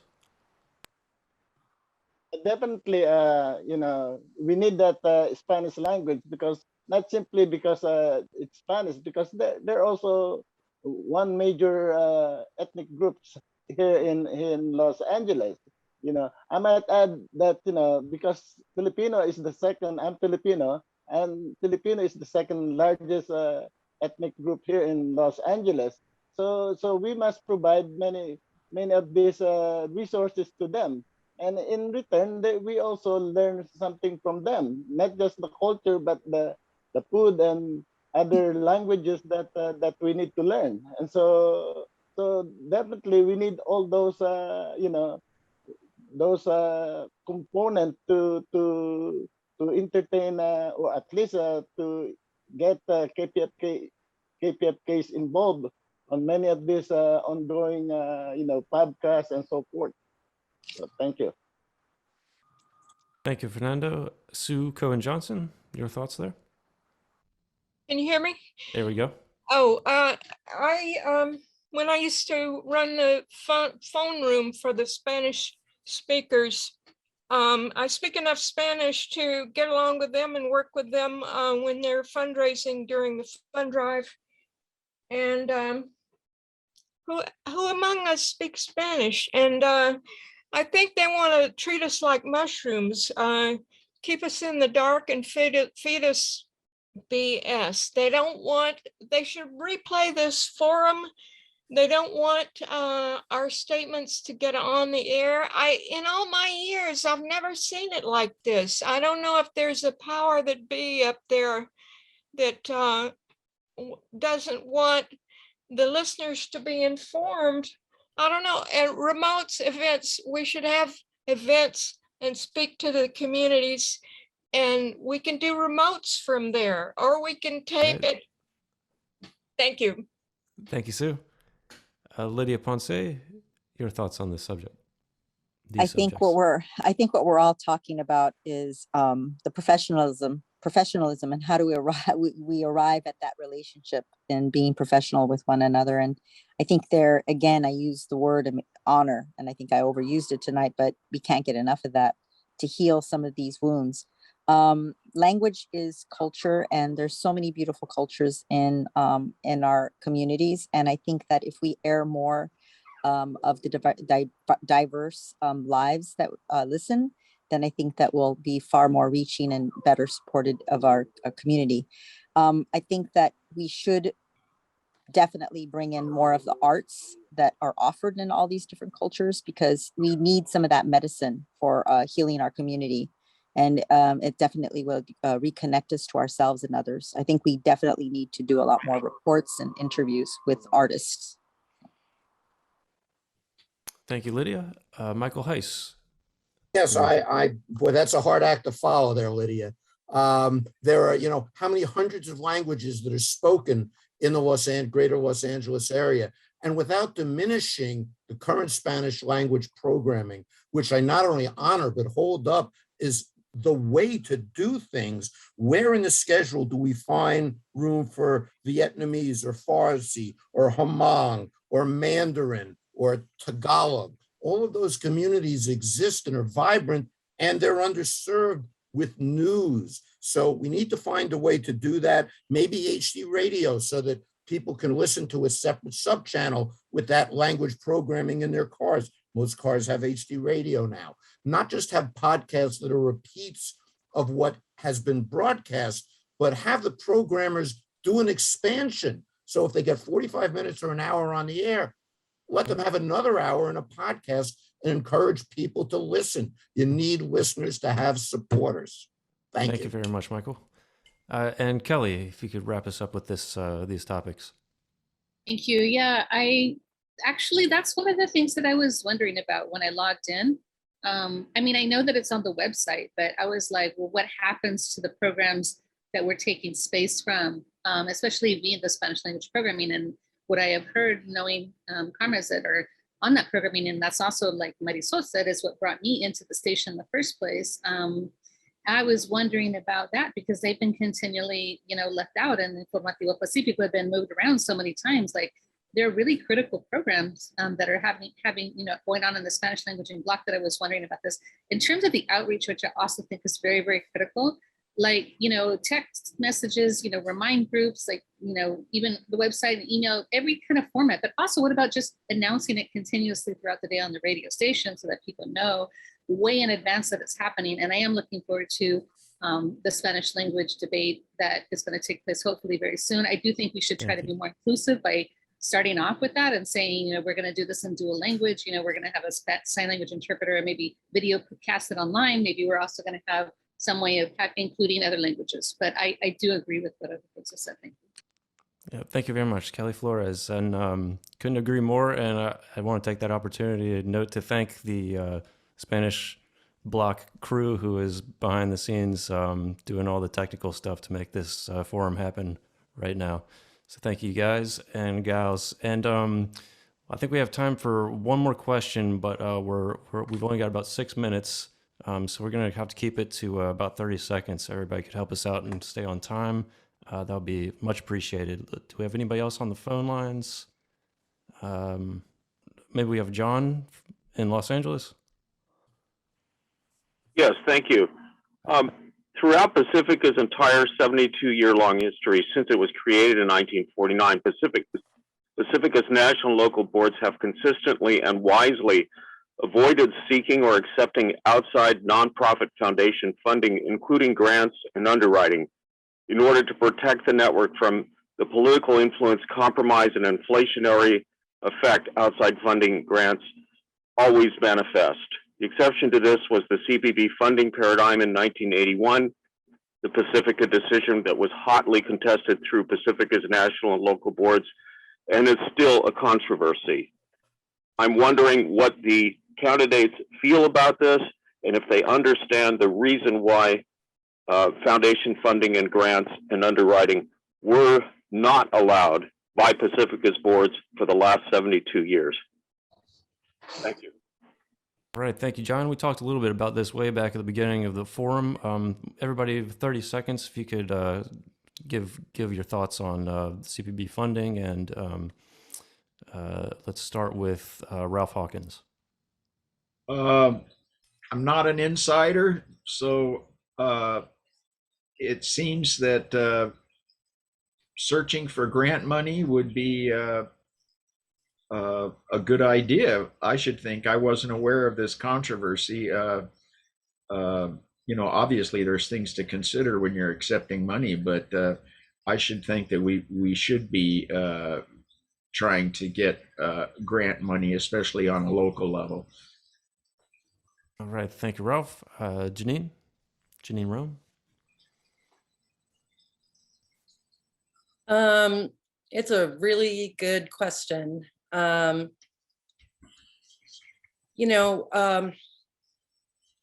very vulnerable right now because of our situation, our financial situation. And that's why it's such an all hands on deck. I think that, I'm committed to trying to find solutions, and I'm so looking forward to this GM coming in. We're brainstorming all the time because I feel like even if, we need to stay away from any kind of political influence, any kind of corporate influence. Thank you, and Janine. I think it's going to be difficult, but with hard work, we'll be able to stay away from that sort of solution. All right, thanks, Janine. Marisol Cruz. KPFK independent. I think that's what makes us strong. It's a listener support. This is why we do the fund drives, and but we are vulnerable, and I'm open to brainstorm and see how we could accomplish our mission of fiscal solvency, but never at all cost risk our 72 years role with our independence. We must maintain KPFK status quo as independent station, and brainstorm and think and collaborate and make it happen as a team. I know right. it's possible. Thank you, Marisol. Ziri, Rideaux. I am not a big fan of the Cpb funding, and exactly as Marisol said, we have to keep KPFK independent. If anything, this might be a temporary bridge if we really have the water up to here, but I do think there is other ways of funding that is better. I can see the change in programming, let's say even of Democracy Now!, Amy Goodman's program after she accepted grants like this, and I think it always defangs any program, and there are always strings attached. It is, I think, naive to believe that these foundations, All right, thank you, Ziri. part of politics in America, give something for free. Thank you very much. Fernando. Yeah, this is really a tough question, but on one hand, we are, in the process of this crisis that's happening. I'm open to, maybe approaching maybe progressive institution that would not violate the bylaws and so forth. And it's like you have Jane Fonda, all this progressive in the media or in the mainstream America and so forth. And so I would approach many of these people, that has All right. money. Thank you very much, Fernando. I'm very sorry, everybody, but this is radio. We got to wrap up the show. Thank you all so much for being here, though. This has been a great discussion, great questions from the audience. Thank you all out there for tuning into KPFK's Listener Candidate Could Forum. I just say that people can reach the LSB by emailing lsb@kpfk.org? lsb@kpfk.org. Please remember to vote before October 15th. For electronic ballot request form, you can go to elections.pacifica.org if you need a ballot. And for paper ballots, please call 510-993-0320. Have a good night, everyone. Thank you. PFA's number. Thanks. Thank you. Thank you. Good night. Good night. Night, everybody. Thanks for listening. Thank you. Good luck, everyone.